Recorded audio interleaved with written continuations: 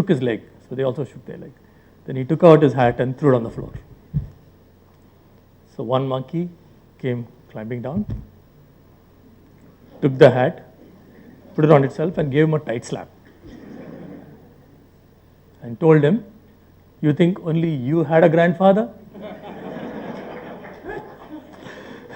So this is not my original. I heard it yesterday from Jaggi was there, but I thought since there are a lot of monkeys here, you should hear this, this monkey joke.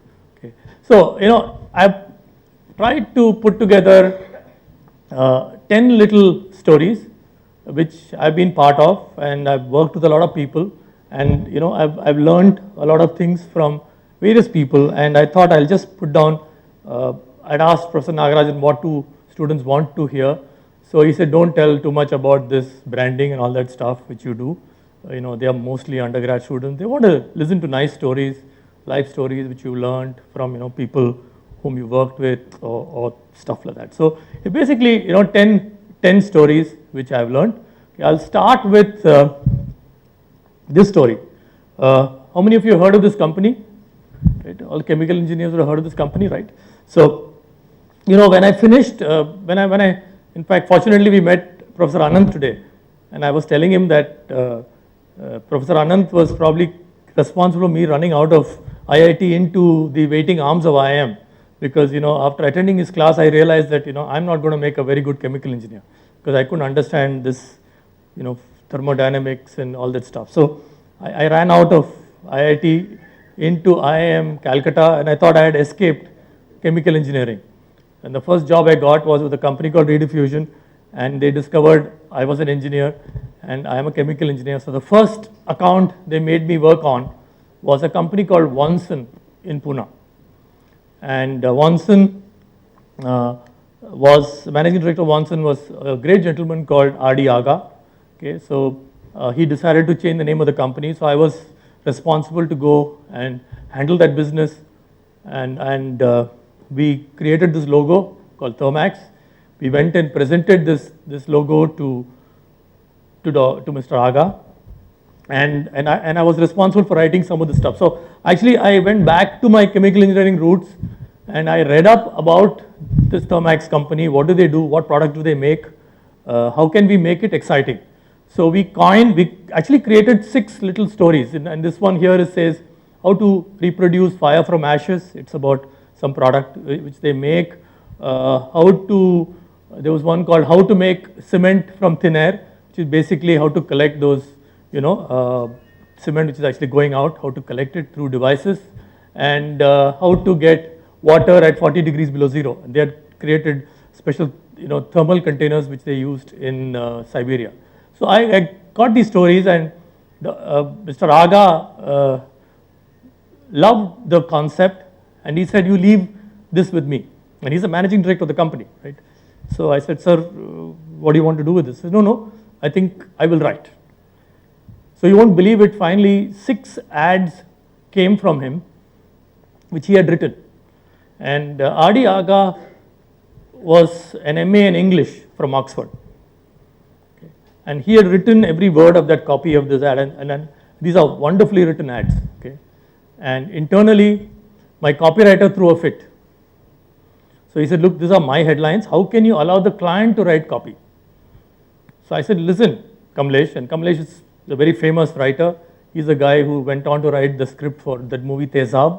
Those of you may have seen Tezab. He wrote Tezab. He wrote Chalbaz. So I said, "Kamlesh, you're not going to touch this copy. This is a fantastic copy."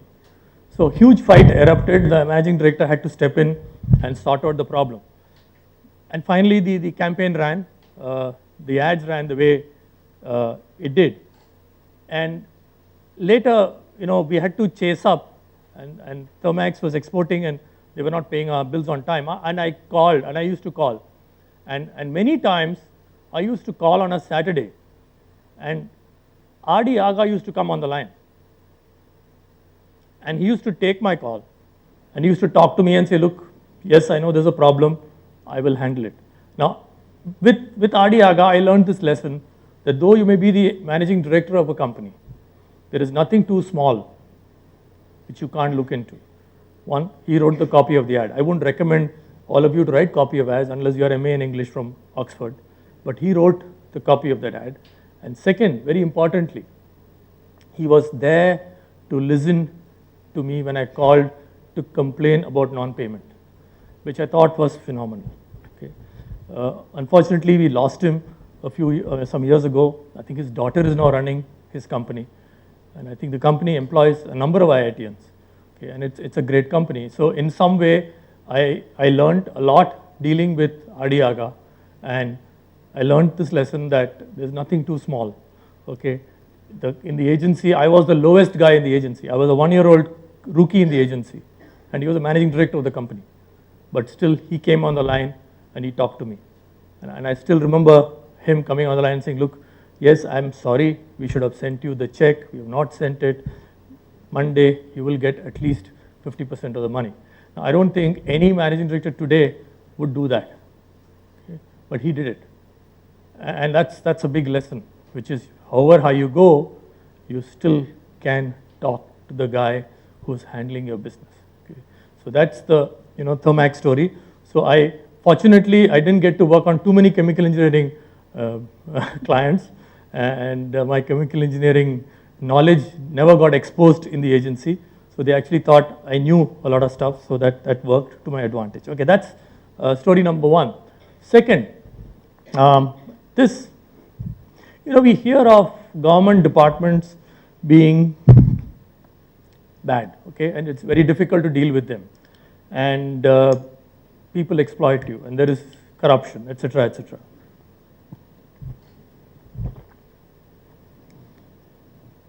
I joined Boots as a product manager, and how many of you heard of this brand called Brufen? Right? All of you heard the brand. Great brand, right? So I was a brand manager on Brufen, and within, I think we got a call from our Cochin depot saying the local drug inspector has come and he has given us a ban order saying you can't sell Brufen because of misbranding. So I was called by my boss and he was told, look,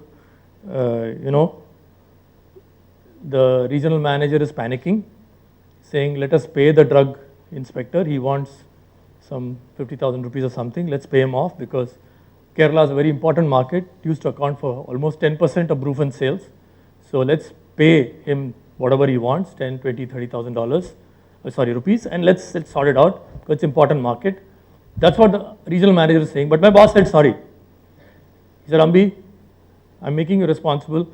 Get to the bottom of this stuff. We will not pay a single rupee. But please do enough homework, and I want you to go tomorrow and sort this out. So I said, look, what do I do? So he said, no, you talk to people, find out, activate your contacts, find out what you can do. So I called up our development people and our people who deal with Maharashtra packaging. So they said, look, our label has been cleared by the Maharashtra drug controller. So we have not violated anything. And there is no way he should ban it. I mean, misbranding is a big issue. For just some small thing, in pharma products, there is a guideline that the true pharma name of the drug has to be printed in bigger size font than the brand name. So Brufen, the drug is called ibuprofen. So ibuprofen had to be taller than Brufen. The trick is taller. So normally you print ibuprofen in a very thin font, and Brufen is printed in bigger font. But that's what everyone does, right? So that's not a violation of any rule. So they said, look, Maharashtra, they've not violated anything. Maharashtra authorities have said you're fine, no problem. So these guys are unnecessarily giving trouble. So then I said, look, then what do I do? Should I go? He said, yeah, go and tell them that we will handle it in Maharashtra. So he should lift the ban order. Somewhere one realized that, this may not work that well. So I did a little bit more digging and I discovered that someone I knew, my cousin, knew a drug inspector was related to him. So those were days before STD calls. So you had to book a trunk call. So booked a trunk call, located him, spoke to him. So he was not based in Cochin, he was based in a different place. So I told him this is what has happened. He said, listen, he had no authority to ban the sale. All he can do is issue a letter. So you go tell him that you're going to Trivandrum tomorrow. So you come all the way from Bombay, you listen to him, you're not willing to settle it, you're going to Trivandrum. So I said, how will it work? He said, no, you tell him this. And believe you me, it will work. So I said, can I drop your name? He said, no, you can't mention my name. I said, can I drop my cousin's name? Who's related to you, therefore? He said, well, that's up to you. So went to Cochin and then drove. Our office was in downtown Kochi, Ernakulam. We drove to the drug controller's office, met him. So he said, look, you've come from Bombay, very good. Last month we banned Glaxo's this product. Previous month we banned Pfizer's that product. So your product, you have to settle. So I said, what settle? He said, no, let us settle. So I said, no settle, sir, I'm going to Trivandrum tomorrow. No, you don't need to do that. I said, sorry, sir, I'm going. And anyway, I need to go meet my cousin, in the evening. So I'll thank you very much, I'm going. So I, what cousin? So I said, no, in Perumbavoor, Pampasamy. So then I noticed that the drug inspector Saidi was mentioning murmuring something to him. So I knew that dropping that name helped because these guys know each other and they know who's who. So I said, thank you, and I came back to office. By the time I reached my office, this drug inspector had called the office 4 times. So we reached and we called him back, said, you called? He said, yeah, can you come back? I said, what for? I'm going to Trivandrum tomorrow. There is no point in my coming back because, I can't sort it out. So I'm going to Trivandrum. He said, no, you're losing so much sale, Trivandrum, it will become very senior issue. Why? So I said, no, sir, I'd rather go to Trivandrum, sir. So he said, no, I said, no, sir, I put on the phone. So he called again, he talked to my depot manager, and he told the depot manager, you cannot go to Trivandrum. So depot manager, sir, let's go now. So I said, no, I'm not going to see him. So he said, no, I have to do business here. This guy will keep giving me trouble. So what do we do? So I said, I'm sorry. He has to give me a letter allowing us to sell the product. If he doesn't give the letter, I'm going to Trivandrum. So finally that guy called and we went back at 3 o'clock. He had the letter ready, giving us, complete permission to sell the product.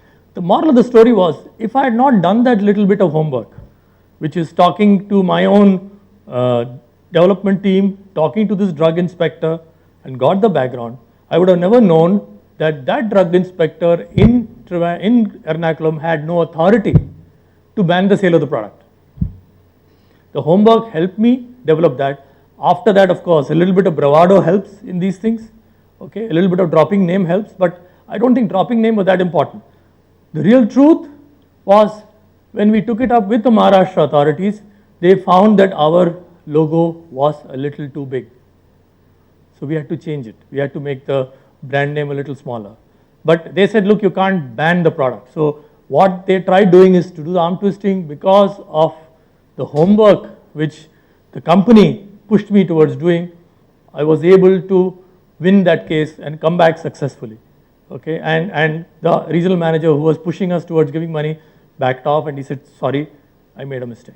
So in a sense, doing homework and then do it again always wins. Okay, so that's in a sense the second story.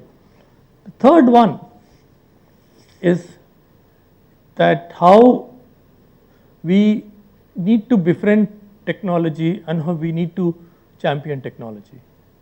Now, this, I don't know how many of you recognize this. This is how a PC XT used to look.